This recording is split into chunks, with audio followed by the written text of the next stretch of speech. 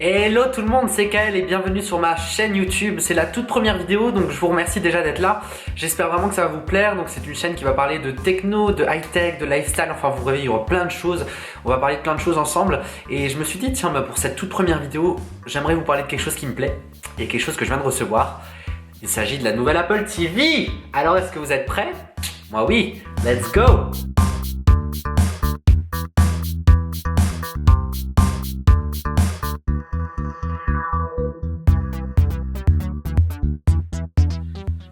Donc voici la boîte de l'Apple TV, 4e génération. On va aller l'ouvrir tout doucement. Desceller le plastique. Hop.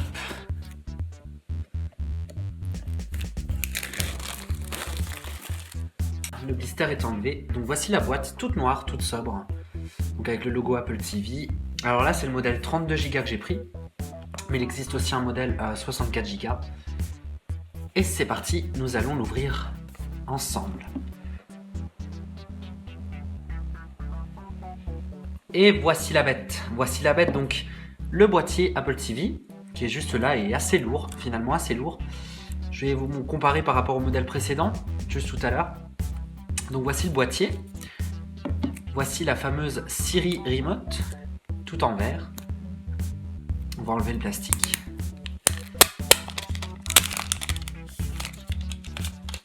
Et voilà, elle est là.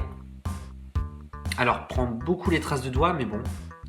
Elle est super jolie, donc avec la fameuse touche Siri. Au niveau des câbles, alors ici, nous avons simplement le cordon d'alimentation pour pouvoir la connecter à l'électricité. Nous avons, si on enlève le petit socle, tous les câbles, ainsi que le guide d'installation avec les stickers. Et nous avons également le fameux câble Lightning, donc qui est le même que celui que vous achetez à l'unité ou bien qui est livré avec vos iPads et vos iPhones. Voilà, le déballage est terminé. Alors on va tout simplement comparer les deux Apple TV. Donc ici vous avez l'Apple TV de 3e génération et ici celle de 4e génération qui est toute nouvelle. Alors ce qui va changer, c'est tout simplement déjà pour commencer la télécommande. Donc la télécommande qui n'est absolument pas la même et qui n'a pas les mêmes fonctions. Donc à gauche vous avez la télécommande à 4 touches de l'Apple TV 3e et 2e génération. Et ici vous avez la toute nouvelle télécommande donc avec Siri Remote. Donc la toute nouvelle télécommande avec Siri qui est intégrée et qui a plus de touches tout simplement. Donc on précisera que le pavé en verre juste ici est tactile, donc ça nous permet de faire des actions sur l'interface de l'Apple TV. On regarde également la Siri Remote. La Siri Remote se recharge par un port Lightning dont le câble est fourni avec l'Apple TV. Tandis que la précédente génération n'avait pas de batterie, il fallait tout simplement mettre une pile juste dans la partie arrière de la télécommande. Alors au niveau des boîtiers proprement dit, ici on a l'Apple TV de 3e génération et ici l'Apple TV de 4e génération. Donc au niveau de la taille, du design déjà, le design est le même, donc tout simplement le même. Mais au niveau de la taille, c'est pas pareil du tout. Alors la nouvelle Apple TV fait quasiment le double, on va dire quasiment le double de l'Apple TV 3e génération. Au niveau des connecteurs aussi, c'est pas la même chose.